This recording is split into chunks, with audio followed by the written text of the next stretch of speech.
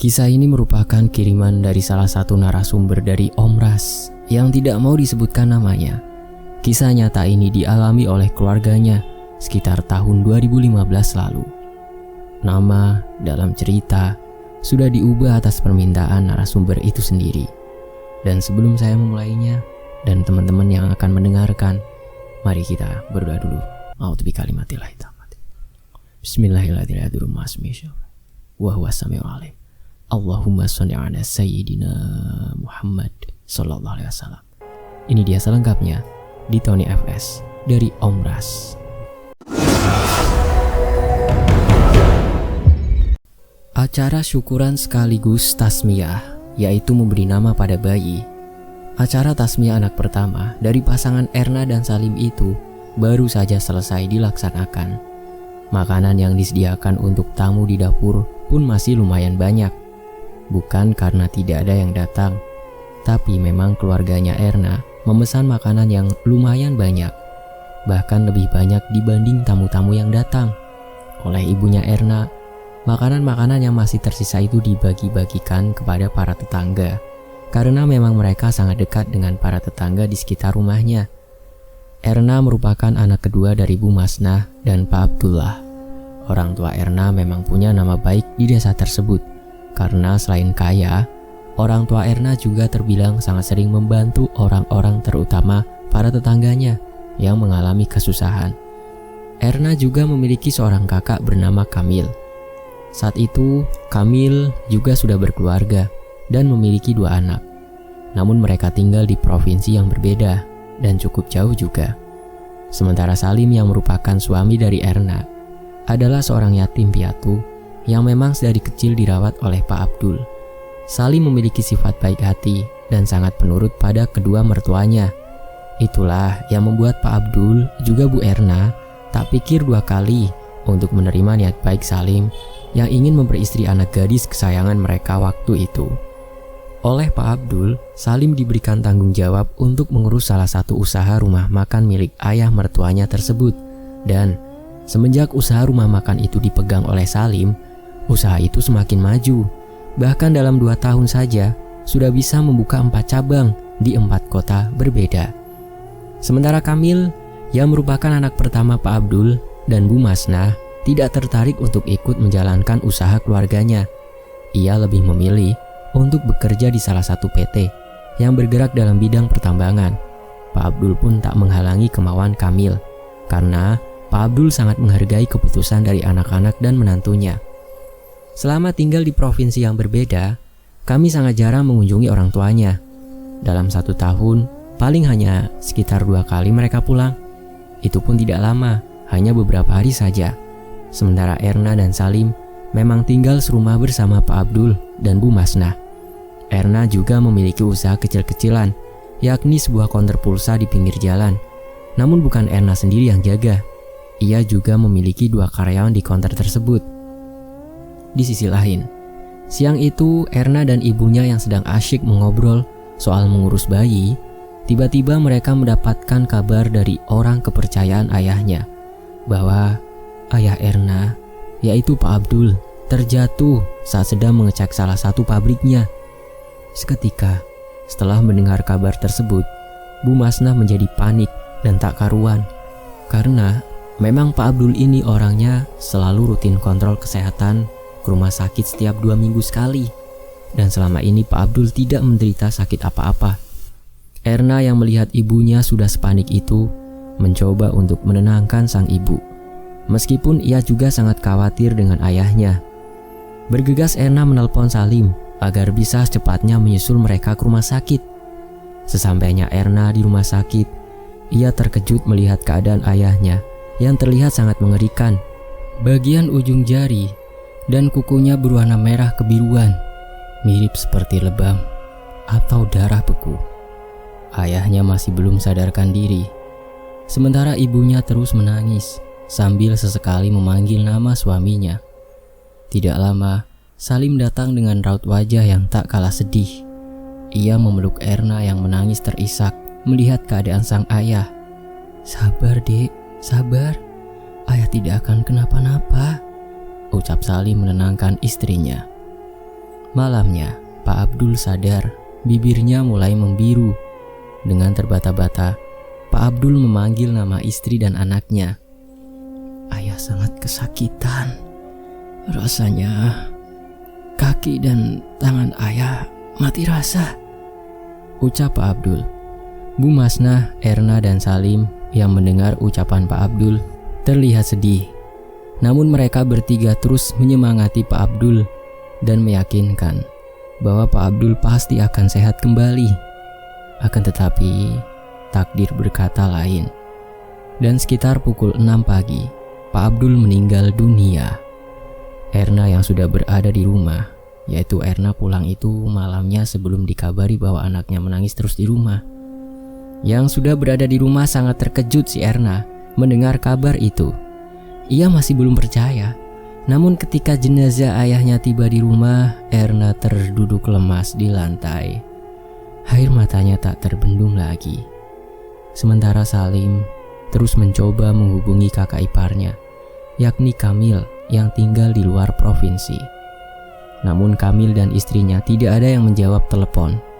Putus asa karena tak ada yang mengangkat juga. Akhirnya jenazah Pak Abdul dikebumikan tanpa kehadiran Kamil. 2 hari setelah pemakaman, barulah Kamil menelpon. Ia beralasan 2 hari yang lalu ia terkena musibah saat bekerja. Ibunya pun terisak menjelaskan kabar duka tentang ayahnya. Akhirnya di hari keempat, Kamil beserta anak istri dan juga mertuanya pun tiba di rumah Ibu Masnah. Terlihat tangan Kamil diperban. Entah musibah seperti apa yang sudah terjadi padanya.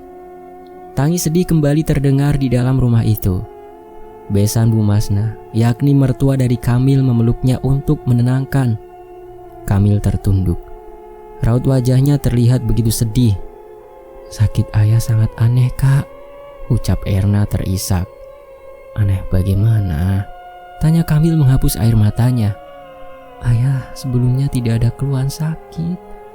Bahkan baru 3 hari setelah cek kesehatan dan semuanya aman. Ayah sehat, Kak. Tapi anehnya di pabrik ayah malah tiba-tiba terjatuh dan tak sadarkan diri. Ujung jari serta kuku tangan dan kaki membiru. Bahkan bibir ayah pun membiru, Kak," ujar Erna menjelaskan. "Tapi aku rasa itu normal, Er. Bisa saja ayah terkena serangan jantung kan?" jawab Kamil. "Ayah tidak punya riwayat sakit jantung, Kak. Aku malah berpikir apa jangan-jangan ayah kena santet." "Sudahlah, Er. Jangan memperkeruh suasana duka ini dengan dugaan-dugaan tak masuk akalmu itu," ujar Kamil mengakhiri percakapan mereka saat itu.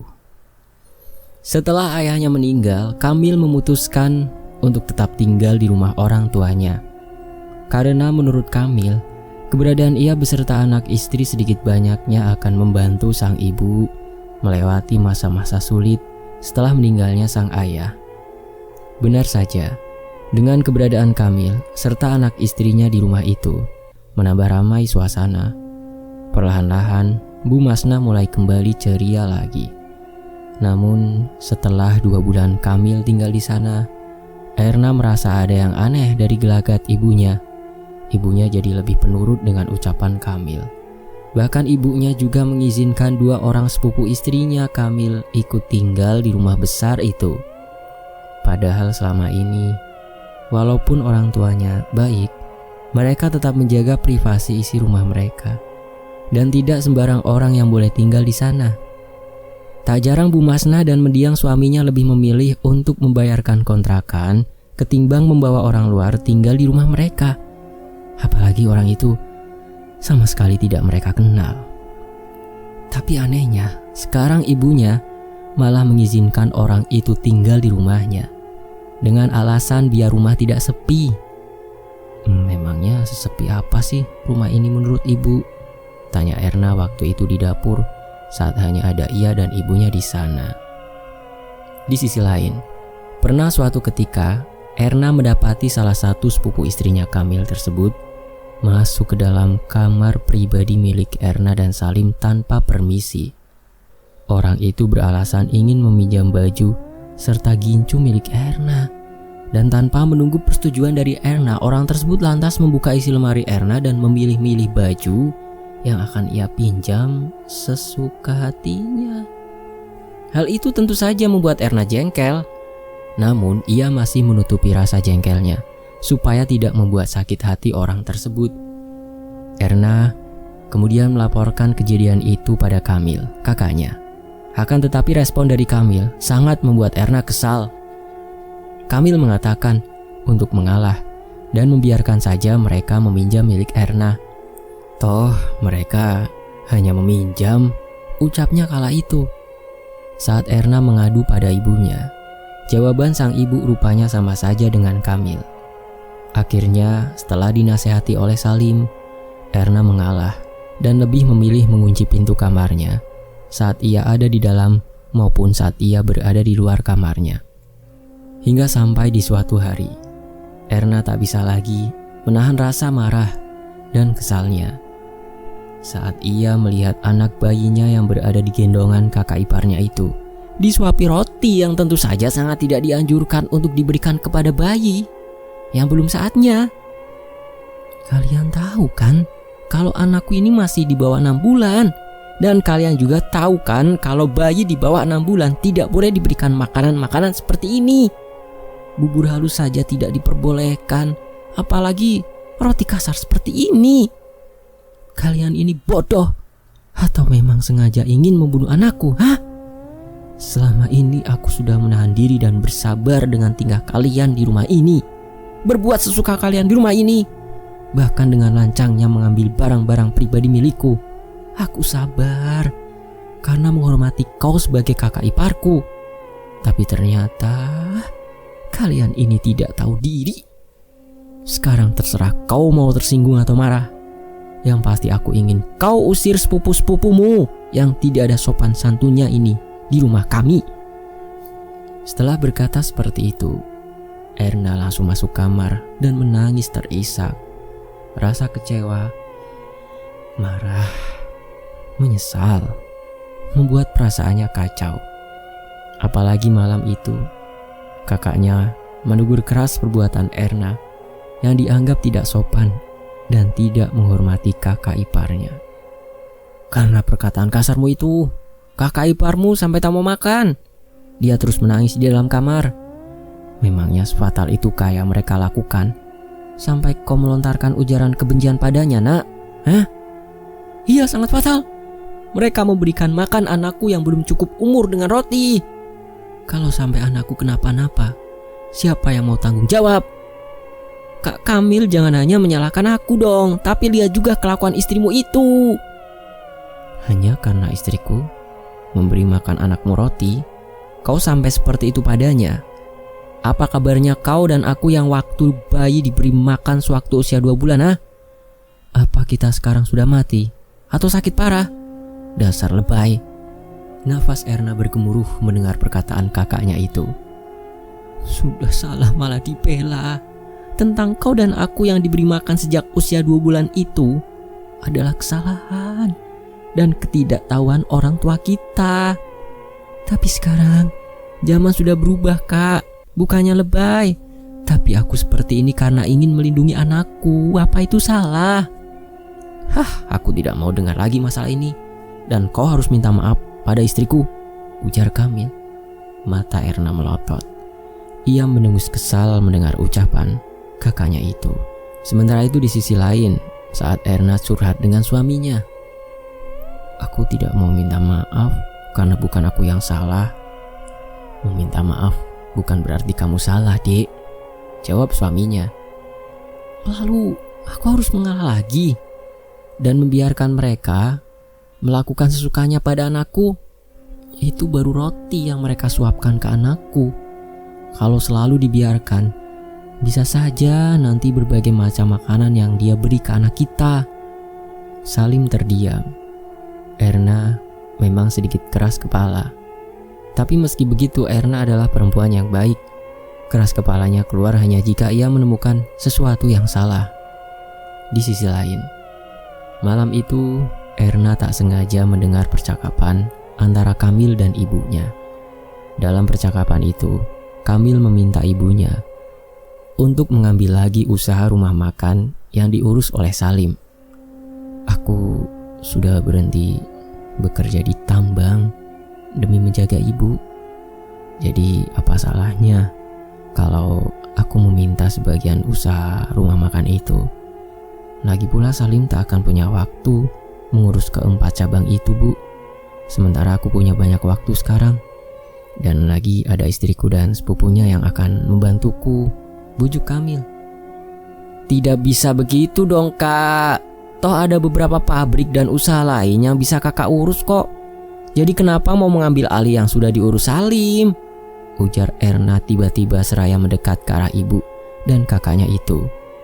Bukan begitu, maksudku, aku hanya ingin membantu Salim dalam mengurus keempat cabang rumah makan itu. Lagi pula, Salim selalu di sini kan? Dia jarang mengecek keempat cabang rumah makan itu. Aku tetap tidak setuju, karena rumah makan itu sukses di tangan Salim. Kau selama ini kemana saja? Kau ditambang kan? Tapi setelah ayah meninggal, kau malah sok berkuasa di sini. Kamil berdiri. Ia menatap Erna dengan kesal. Tapi Erna justru tersenyum sinis. Keesokan harinya, mereka semua dikumpulkan di ruang keluarga oleh sang ibu. Bu Masna mengatakan bahwa sekarang yang akan mengurus keempat cabang rumah makan yang sudah didirikan oleh Salim itu adalah Kamil. Tentu saja hal itu membuat Erna kecewa dan sakit hati. Tapi Salim sama sekali tak berkecil hati, karena ia sadar bahwa ia hanyalah menantu di keluarga itu. Dan wajar saja jika usaha mertuanya tersebut diambil alih oleh ahli warisnya, yaitu Kamil. Sudah, tak perlu kesal begitu. Toh aku yang tidak apa-apa. Merasa tidak sih kalau kakakku itu gelagatnya aneh sekali? Ibuku juga jadi lebih penurut dengan apapun yang dikatakan kakak. Entahlah, Dik. Meninggalnya Abah juga aneh sekali kan? Apa jangan-jangan kakak iparku yang melakukan itu? Melakukan apa, Dek? Menyantet ayah dan menundukkan ibu supaya mereka bisa menguasai warisan. Kalau memang seperti itu, aku tidak akan membiarkan mereka. Sudahlah, Dek, itu hanya dugaanmu saja. Belum tentu benar. Tapi kalau dipikir-pikir, memang akhir-akhir ini banyak kejadian tak masuk akal. Nah, benar kan? Apalagi semenjak kedatangan dua sepupu iparku itu. Salim mengangguk membenarkan perkataan istrinya. Malam itu saat Erna baru saja selesai mandi, ia mendengar ada suara gemuruh angin di salah satu kupingnya. Erna sampai menekan kupingnya agar suara angin itu hilang. Namun bersamaan dengan hilangnya suara angin tersebut, tiba-tiba ada seekor kalajengking yang entah dari mana datangnya, merayap tepat di atas bahunya. Erna yang sebelumnya tidak mengetahui sesuatu apa yang berada di bahunya itu, lantas langsung meraih makhluk itu dan melemparkannya ke dinding. Saat ia melihat kalajengking tersebut, Erna langsung berteriak ketakutan. Salim yang sedang menggendong anaknya di depan televisi seketika berlari menghampiri Erna. Ada apa, Dek? Ada kala berjalan di bauku. Mana? Tidak ada, Dek. Ada. Tadi ku lempar ke dinding. Entah kemana dia sekarang. Aku takut sekali. Apa jangan-jangan aku kena gigit? Mustahil kalau terkena sengatannya. Kamu tidak merasa sakit, Dek. Sengatan kala itu sakit. Malah lebih sakit dari gigitan lipan. Iya ya. Syukurlah, berarti aku tidak terkena sengatan kala itu, ucap Erna. Sementara itu, ribuan kalajengking memenuhi kamar. Beberapa mulai berjalan mendekat ke arah selimut di mana Erna tengah meringkuk ketakutan. Suara nafasnya bergemuruh, tapi meski begitu, ia seperti tak bisa mengeluarkan teriakan. Tubuhnya juga terasa berat saat digerakkan. Tidak hanya itu, suami dan anaknya ternyata tidak berada di kamar itu. Di mana mereka? Entahlah. Dengan gerakannya yang sangat berat itu, Erna mencoba mengusir kalajengking yang sudah berada di atas kasur. Dan beberapa saat kemudian, Erna terbangun dengan keringat dingin membasahi wajahnya. Ya Tuhan, syukurlah, tadi itu ternyata hanya mimpi, gumam Erna. ia melihat suami dan anaknya sudah tertidur pulas. Kejadian-kejadian aneh mulai Erna alami, tepatnya setelah ia mengusir dua sepupu iparnya tersebut.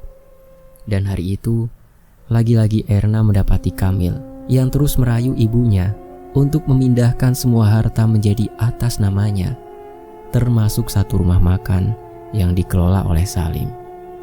Mendengar hal itu, tentu saja Erna tidak tinggal diam. Ia memaki-maki kakaknya yang menurutnya begitu egois dan gila harta. Ayah meninggal dengan keadaan tidak wajar. Dan semenjak kakak datang kemari, ibu jadi aneh. Ibu selalu menuruti apa kata kakak. Dan semenjak saudara sepupu istrimu itu kemari, rumah ini terasa seperti bukan rumah saja. Dan kemarin malam aku mengalami hal aneh. Dan mimpi aneh yang aku yakin ada hubungannya dengan ilmu hitam, santet. Kamil menarik nafas panjang. Ia menatap adik kandungnya itu dengan tatapan yang sulit diartikan. Iya, memang benar. Dugaanmu itu memang benar. Keluarga kita disantet dan pelakunya ada di sekitar kita. Bersamaan dengan waktu meninggalnya ayah, aku hampir celaka. Hampir mati juga. Andai kedua sepupu istriku itu tidak menolongku, ujar Kamil kepada Erna. Mereka kemari itu pun sebab ingin menolong kita, Erna. Menolong keluarga kita, Baju-baju dan barang-barang yang mereka ambil dari lemarimu itu semuanya sudah diletakkan benda yang tak baik. Mereka menyelamatkan kamu, Erna terdiam. Ia bimbang. Haruskah percaya pada kakaknya? Entahlah, Erna benar-benar bingung. Akhirnya Erna pergi meninggalkan ruangan itu dan kembali masuk ke kamarnya. Di sisi lain, kakakku bilang kalau keluarga ini disantet, dan dia juga bilang kalau bersamaan dengan waktu ayah meninggal, kakakku hampir mati dan kedua saudara sepupu iparku itulah yang menolongnya. Mereka kemari pun dengan niat menolong keluarga ini, cerita Erna pada Salim, sang suami. Benarkah? Entahlah dek, aku juga bingung. Tapi kejadian-kejadian ini memang harus diselidiki. Tadi aku ada cerita dengan salah satu karyawan kita. Katanya dia punya kenalan orang yang paham dengan hal-hal seperti itu. Dia juga memberikan alamat orang itu padaku. Oh ya? Di mana rumah orang itu? Apa tidak sebaiknya besok kita datangi dia? Ujar Erna. Aku ragu dek. Jangan sampai hal-hal seperti ini memecah belah keluarga kita. Aku tidak ingin kehilanganmu. Maka dari itu kita harus ke rumah orang tersebut untuk mencari tahu. Syukur-syukur kalau orang itu bisa tahu siapa yang menyantet keluarga ini, ucap Erna. Salim menggaruk kepalanya, menunjukkan bahwa ia merasa ragu dengan keputusan Erna. Besok kita datangi orang itu ya. Mau tak mau Salim pun mengangguk. Pagi-pagi sekali, Erna dan Salim berangkat. Kamil menatap kepergian adiknya itu dengan tatapan yang sulit diartikan. Sekitar 2 jam perjalanan, akhirnya mereka tiba di jalanan sepi yang samping kiri kanannya hanyalah kebun karet. Apa iya di sini tempatnya? Katanya sih di sini. Tapi aku jadi ragu. Semoga sajalah kita tidak salah jalan, jawab Salim. Akhirnya setelah beberapa belokan, naik turun, mereka tiba di sebuah desa terpencil. Banyak kuburan di samping-samping rumah di desa itu.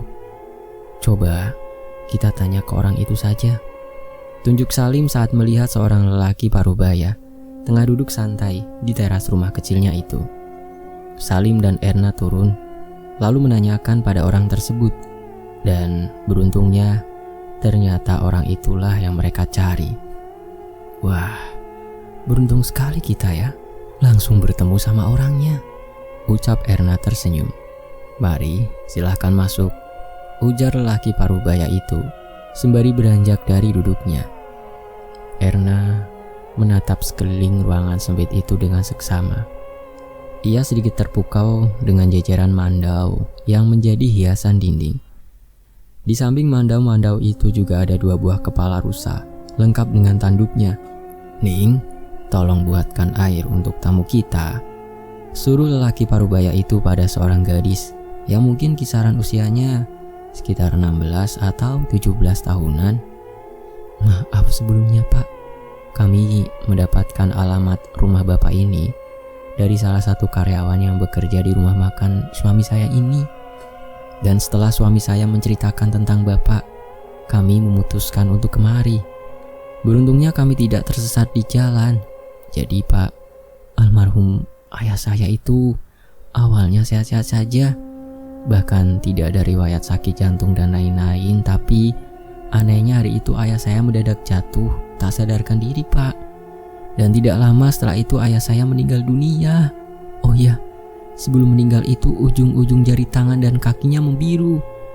Ayah saya meninggal seperti tidak wajar Pak. Belum lagi setelah kakak saya datang, ibu kami menjadi aneh, seperti lebih pendiam dan penurut dengan semua yang kakak saya katakan atau suruh. Saya juga sering mengalami hal-hal yang tidak masuk akal dan mimpi-mimpi aneh, cerita Erna. Nah, terakhir kakak saya itu mengatakan kalau ada yang menyantet keluarga kami. Tapi entah kenapa hati saya berat mengatakan kalau kakak ipar saya itulah yang melakukan santet ini. Lanjut Erna. Lelaki parubaya itu terdiam. Ia menatap Erna dengan tajam. Keluargamu memang disantet, dan pelakunya masih dalam keluargamu sendiri. Mata Erna seketika melotot mendengar ucapan orang itu. Siapa Pak? Siapa orang yang tega itu? Dan apa niatnya sampai menyantet keluarga kami? Motif santetnya ini tentang harta. Lebih tepatnya harta warisan. Berarti dugaan saya benar Pak. Kalau pelakunya adalah kakak ipar saya. Kakakmu juga terlibat dalam hal ini. Untuk sekian kalinya, mata Erna melotot. Ia kaget sekaligus tak percaya kalau kakak kandungnya lah yang selama ini menyantet keluarganya sendiri. Namun, kejadian-kejadian aneh di rumah dan tingkah aneh ibunya sudah lebih dari cukup untuk meyakinkan itu semua. Ditambah lagi kakaknya membujuk ibu mereka untuk mengambil alih semua usaha rumah makan yang dikelola oleh Salim. Aku tidak menyangka kakakku tega menyantet ayah kandungnya sendiri, menyantet keluarga kita, gumam Erna dengan nada hampir tak terdengar. Jadi bagaimana Pak? Apa yang harus kami lakukan untuk melawan santet itu? Ujar Salim bertanya. Lelaki itu terdiam sejenak, lalu menatap Erna dan Salim bergantian. Ada satu cara, tapi jika dilakukan, cara ini akan mengancam nyawa kakakmu. Erna terdiam sesaat, lalu kemudian ia mengangguk. Tidak apa Pak, toh dia juga yang memulai. Jangan Dek, kita mengalah saja. Biarlah mereka mengambil semuanya. Kita hanya perlu sembuhkan ibu dari pengaruh kakakmu itu saja, ucap Salim sembari memegang tangan Erna. Kamu tidak tahu kan rasanya berada di posisiku? Aku pun tidak ingin menyakiti keluargaku sendiri. Terlebih dia adalah kakak kandungku. Tapi perbuatannya terhadap ayah dan ibu itu sudah tidak bisa kumaafkan. Biarlah dia merasakan akibatnya, ujar Erna. Salim terdiam. Jika istrinya sudah berkeras seperti itu, Salim hanya menurut tanpa berani membantah. Akhirnya, atas persetujuan Erna, orang pintar itu pun lantas mengembalikan kiriman santet tersebut kepada Kamil. Saat tiba di depan rumah, dengan wajah merengut Erna masuk ke dalam melewati kakaknya yang sedang duduk-duduk di teras rumah. Dari mana saja kok Anakmu menangis terus, ujar kakaknya. Namun Erna tak menyahut. Di sisi lain, malam itu angin bertiup kencang diiringi suara guntur dan petir yang saling bergantian. Erna menarik selimutnya hingga sebatas leher. Saat ia akan memejamkan mata, tiba-tiba terdengar suara dentuman keras di dekat jendela kamarnya. Belum hilang rasa penasarannya terhadap suara itu, ia mendengar suara tangisan anaknya dari tempat tidur bayi. Bergegas Erna beranjak dari kasur dan mengangkat bayinya.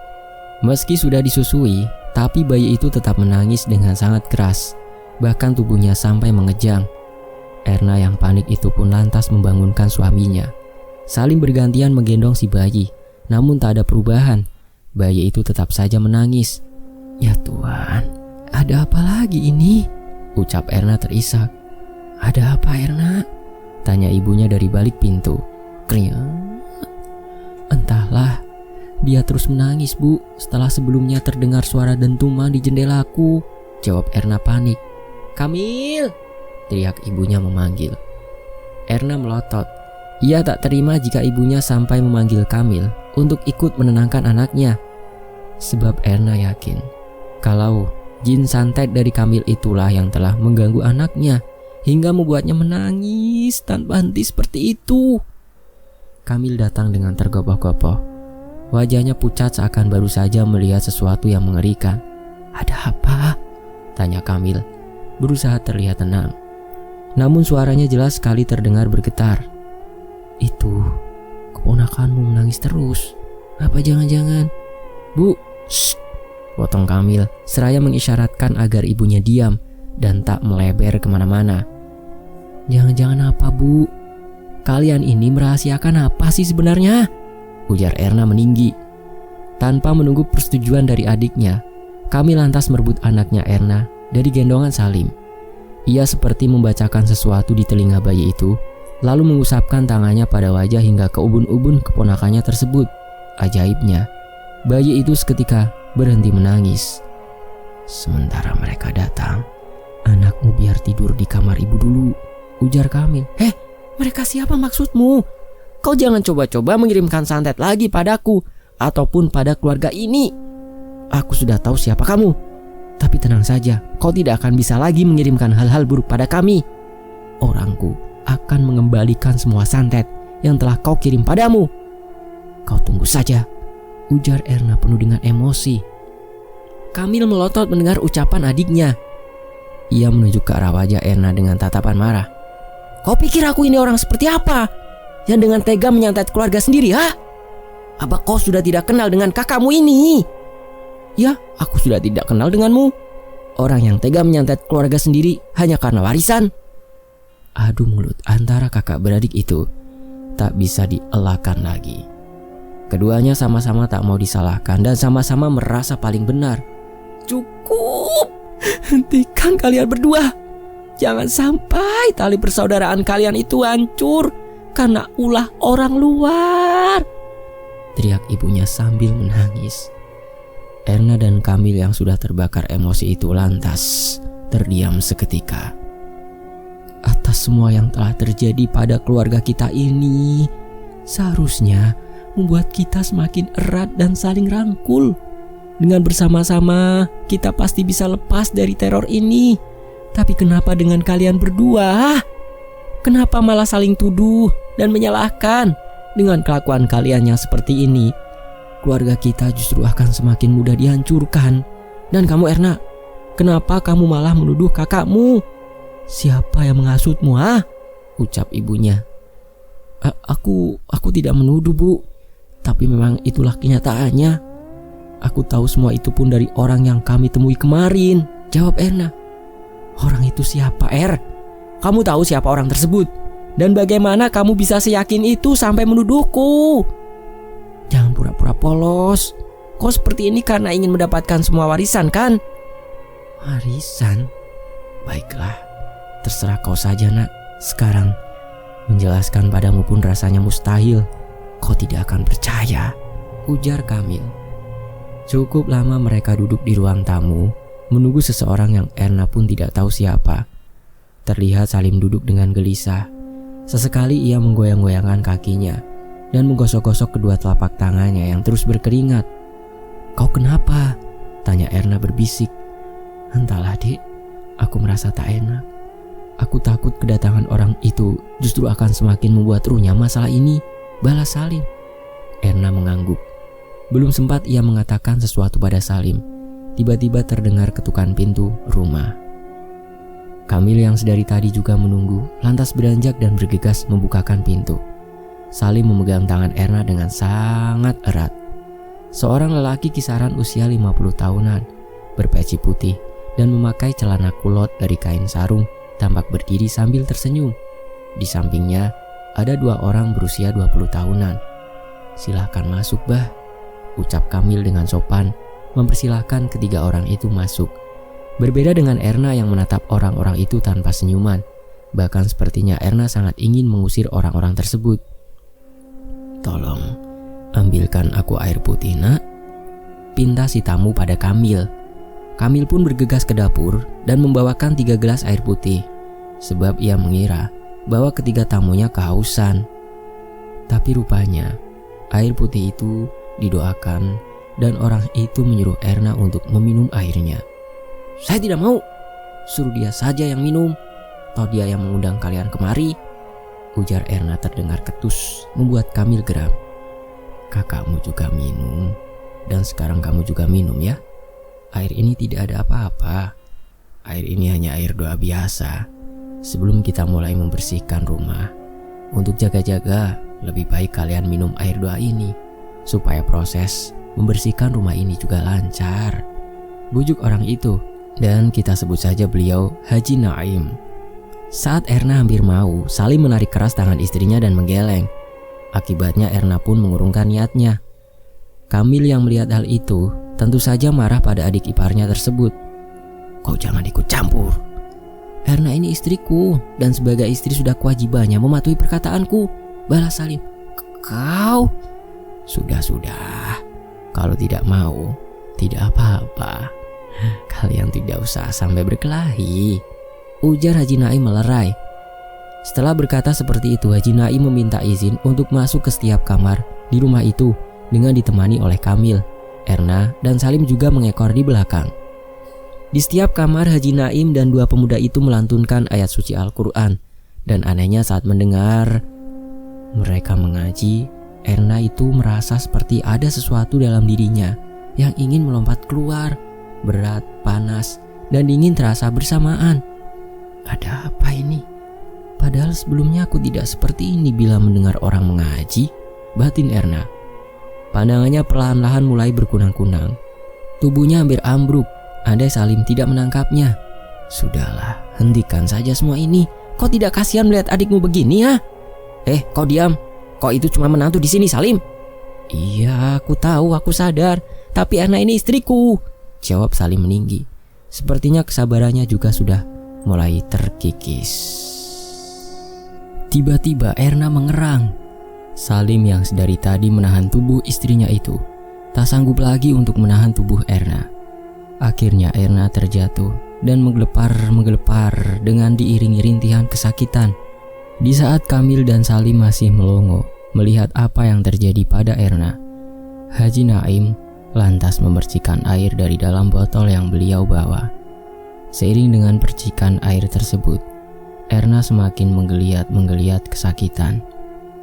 "Aku minta izin untuk memegang kaki istrimu," ucap Haji Naim, lalu menangkap ibu jari kaki Erna dan mulai menekan jari itu kuat-kuat. "Sakit," rintih Erna memelas. "Keluar, aku tahu kau bersembunyi di sini," ujar Haji Naim seraya terus menekan ibu jari kaki Erna. Tawa Erna membuat kami merinding. Sementara itu, ketika Salim mendengar tawa Erna, ia segera berusaha untuk melepaskan tangan Haji Naim dari ibu jari kaki Erna. "Sakit," teriak Erna dengan suara menggelegar. "Kau akan kusakiti jika tetap berada di sini," bentak Haji Naim seraya menepis tangan Salim. Dan Kamil lantas memegangi adik iparnya tersebut agar tidak mengganggu Haji Naim. "Aku tidak akan pergi. Dia menyuruhku untuk merusak semua yang ada di sini," ujar Erna. Dia siapa?" "Jawab, dia siapa, ha?" teriak Kamil marah. Haji Naim menekan ibu jari kaki Erna lagi, namun tidak ada respon. Beliau menekan satu-satu urat yang berada di kaki Erna, namun tidak ada respon kesakitan dari Erna. Beliau tahu jika makhluk yang merasuki Erna itu sudah berhasil lolos, dan kini entah bersembunyi di mana. Karena makhluk seperti itu sangat mudah berlari mengikuti aliran darah di dalam tubuh. Erna menggeliat mengangkat bagian punggungnya. Melihat itu, Haji Naim lantas membalik tubuh Erna dan segera menekan salah satu bagian tulang belakang Erna. Benar, seketika setelahnya Erna mengerang dan menjerit kesakitan. "Siapa yang menyuruhmu untuk merusak keluarga ini?" tanya Haji Naim. Keringat di dahinya semakin bertambah banyak. "Aduh, sakit. Ampuni aku, Naim." "Siapa yang menyuruhmu merusak keluargaku, ha?" bentak Kamil yang masih memegangi Salim. Dia yang sudah menyuruhku. Tunjuk Erna pada Salim." Seketika mata Kamil melotot. Tanpa babi bu lagi, dia menghajar Salim sampai babak belur. Kedua pemuda yang masih melantunkan ayat suci Al-Quran di dalam kamar itu segera dipanggil oleh Haji Naim untuk mencegah Kamil melakukan hal yang lebih jauh pada Salim. "Pegangi dia. Jangan sampai karena fitnah jin ini malah membuatnya membunuh iparnya sendiri." Haji Naim berusaha untuk mengeluarkan jin tersebut dari tubuh Erna. Dan setelah berhasil, beliau lantas menenangkan Kamil yang sudah dibutakan oleh emosi tersebut. Salim yang sudah babak belur dihajar oleh Kamil terbaring di lantai. Sementara itu Erna masih belum sadarkan diri. Dan Kamil yang sudah jauh lebih tenang tersebut pun langsung menghampiri Erna dan memangku kepalanya. "Bangun Er, panggilnya sembari mengusap-ngusap kepala Erna. Jelas sekali terlihat kalau Kamil sangat menyayangi adik kandung perempuannya itu. Haji Naim dan kedua pemuda itu melanjutkan tugas mereka untuk membersihkan rumah itu dari pengaruh jin yang diutus untuk merusak rumah dan seluruh yang ada di dalamnya. Setelah selesai, mereka kembali masuk ke dalam rumah. Oleh Haji Naim, kami disuruh untuk membasuh wajah adiknya dengan air yang sudah didoakan tersebut. Saat Erna mulai siuman, ia terlihat syok melihat semuanya. Melihat Kamil dan orang-orang yang berdiri menatapnya itu. "Ada apa ini? Aku kenapa?" tanya Erna seraya menatap Kamil. "Kau baik-baik saja sekarang. Kau tidak apa-apa, Erna," jawab Kamil. Salim kenapa?" tanya Erna. "Jin itu menyebut kalau suamimulah pelaku yang telah menghancurkan keluarga ini." "Hah? Suamiku? Siapa suamiku?" tanya Erna seperti orang kebingungan, linglung, seakan tak mengingat apa-apa tentang Salim. Kamil mengerutkan kedua alisnya, tanda kalau ia juga bingung dengan pertanyaan dari adiknya tersebut. "Loh, Salim kan suamimu, masa kau lupa?" Erna terdiam seakan mencoba mengingat sesuatu. Kenapa aku nikah dengannya?" Lagi-lagi pertanyaan Erna itu membuat Kamil mengerutkan alisnya. Ia semakin tak mengerti dengan pertanyaan sang adik. "Itu jelas kan karena kalian berdua saling suka, bukan? Kau berpacaran dengannya." Tidak. Kau ini sebenarnya kenapa sih, Haji Naim yang memang sejak awal telah melihat keanehan pada diri Erna itu pun lantas mendoakan air di dalam gelas yang diambilkan oleh salah satu pemuda. Beliau mendoakan air tersebut lalu menyuruh Erna untuk meminumnya. Tidak seperti di awal. Kini Erna sama sekali tidak menolak. Ia meminum air yang diberikan oleh Haji Naim sampai habis. Tidak berapa lama setelah meminum air itu, Erna muntah-muntah. Kami langsung menepuk-nepuk punggung Erna agar Erna merasa lebih baik. "Bagaimana? Kau merasa lebih baik?" tanya Haji Naim padanya. "Perut saya mual sekali," jawab Erna. "Adik saya kenapa, Bah? Kenapa setelah kerasukan tadi malah jadi aneh?" tanya Kamil khawatir. "Tepatnya, setelah air yang kuberikan tadi kau usapkan sampai mengenai matanya." Maksudnya, Bah?" "Adikmu terkena pengaruh sihir jahat. Sulit aku menjelaskannya, karena ini akan membuat kalian marah, terutama kau. Kau pasti akan mengamuk." "Jelaskan saja, Bah. Saya mohon." "Jin tadi tidak berbohong. Iparmu memang terkena pengaruh istrinya untuk menghancurkan keluarga kalian." "Istrinya?" tanya Kamil gusar. Hahaha. Sementara itu suara tawa Salim membuat Kamil bertambah gusar. Andai di situ tak ada Haji Naim, mungkin Salim sudah habis dihajar. "Iya, sebelum memperistri adikmu, dia sudah mempunyai istri. Istrinya itu jauh lebih muda dibanding adikmu. Sulit aku menjelaskannya, Kamil. Lebih baik kau tanyakan sendiri padanya," ujar Haji Naim.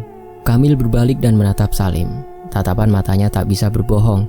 Kamil benar-benar sangat marah pada laki-laki itu. Kutanya padamu, apa benar yang dikatakan Abah itu, hah? Bentaknya. Kau ingat saat kau mengobrol bersama ayahmu waktu itu? Orang tua itu mengatakan bahwa kau dan Erna akan mendapatkan separuh-separuh dari harta warisan kan? Dan kalian sama sekali tak ada niatan untuk memberikan aku sebagian kecilnya. Padahal aku ini juga anak di dalam keluarga ini. Walaupun aku hanya anak angkat. Kalian sama sekali tidak memikirkan perasaanku yang mendengar percakapan kalian waktu itu. Hatiku sakit. Dan sejak saat itu, aku memutuskan untuk mendekati Erna. Beruntungnya saat itu aku belum mengabari orang tuamu tentang pernikahanku, sehingga rencanaku mendekati Erna berjalan mulus. Dan berkat bantuan mertuaku akhirnya aku berhasil menikahi Erna. Gila, ujar Kamil. Karena sudah ketahuan, biarkan aku memberitahukan semuanya. Kau tahu siapa yang kami datangi sebelumnya? Itu adalah mertuaku. Dan dia jugalah yang telah mengirimkan santet pada ayahmu, Kamil, supaya ayahmu mati dan harta warisan milik Erna akan menjadi milikku. Tapi kau malah datang membawa orang-orang itu dan juga menghasut ibu untuk mengambil semua cabang usaha rumah makan yang telah kukelola. Kau menghancurkan rencanaku. Rupanya apa yang dikatakan sepupu istriku benar ternyata. Meski pada awalnya aku tak tahu kenapa aku harus mengambil alih rumah makan yang telah kau kelola itu, Salim. Tak apa jika aku tak berhasil mendapatkan warisan itu. Yang penting aku sudah berhasil membalaskan rasa sakit hatiku pada kalian semua, ujar Salim. Erna yang mendengarnya langsung menangis sesenggukan. Ia ingat sebelum menikah dengan Salim, ia sudah memiliki calon. Tapi entah kenapa ia malah memilih Salim, padahal Erna sendiri tak mempunyai perasaan apa-apa terhadap Salim. Alhamdulillah dengan bantuan Haji Naim, santet itu dikembalikan pada pengirimnya.